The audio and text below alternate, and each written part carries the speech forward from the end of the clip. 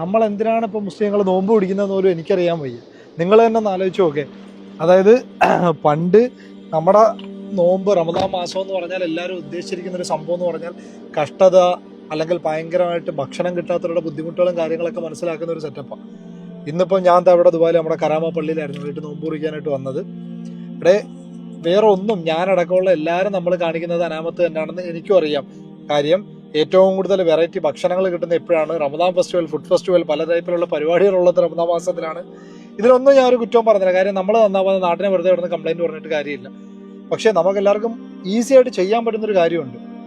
At least നമ്മളിപ്പോൾ ഒരു പള്ളിയിൽ നമ്മളിപ്പോൾ നോമ്പ് മുറിക്കാൻ ചെല്ലുന്ന സമയത്ത് അവിടെ അർഹതപ്പെട്ടവരാദ്യം ഭക്ഷണം കഴിച്ചിട്ടുണ്ടോ, അവർക്ക് ഉജീനം കിട്ടിയോ എന്ന് അറിഞ്ഞിട്ട് മാത്രമെങ്കിലും നമ്മൾ ആ ഒരു ഭക്ഷണം വാങ്ങിക്കാനായിട്ട് ശ്രമിക്കുക. കാര്യം വേറെ ഒന്നും കൊണ്ടല്ല ഞാനീ പറയുന്നത്. ഇവിടെ നമുക്കെല്ലാവർക്കും ഒരു നേരം, അതായത് നമ്മളൊക്കെ ഒരു നേരം നമ്മുടെ കയ്യിൽ നിന്ന് പൈസ കൊടുത്ത് ഭക്ഷണം വാങ്ങിച്ച് കഴിക്കാൻ കെൽപ്പുള്ള ആൾക്കാരാണ് കൂടുതലും ആൾക്കാർ. പക്ഷെ അങ്ങനെ അല്ലാതെ ഒരു പള്ളിയിൽ നിന്ന് കിട്ടുന്ന ഉജീനം മാത്രം വിശ്വസിച്ച് വരുന്ന കുറേ ആൾക്കാരുണ്ട്.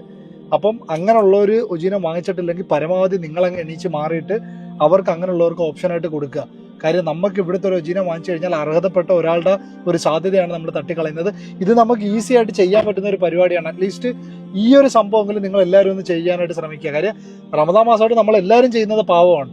അറ്റ്ലീസ്റ്റ് ചെയ്യാൻ പറ്റുന്ന നല്ല കാര്യങ്ങളെങ്കിലും വെറുതെ ചെയ്ത് മാറ്റാനായിട്ട് ശ്രമിക്കുക.